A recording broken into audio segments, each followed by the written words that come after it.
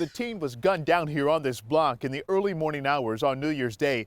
His mother and father telling me this has torn their family apart and they're pleading for answers. The boy was only 17. He wasn't no threat to nobody. Kennard Willis's father can barely bring himself together. He says his teen son had no enemies. It's a nightmare I can't wake up from. Willis's mother says the last time they talked was over the phone on New Year's Eve, just hours before he was shot and killed on Detroit's east side. I was telling him to come home before midnight, and he never came home. Authorities say the fatal shots were fired around 8:30 a.m. here on the 14,500 block of Troster on New Year's Day.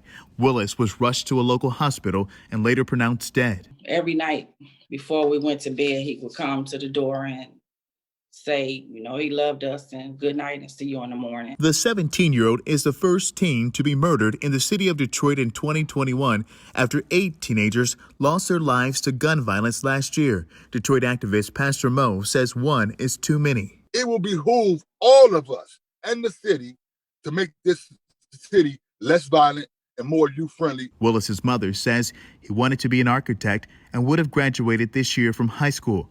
Whoever could even think of doing something like this to a kid is unbelievable. I want y'all to find out who did this to my child. And DPD needs the public's help in this case. If you have any information, you're urged to give them a call, or you can call Crime Stoppers at 1-800-SPEAK-UP.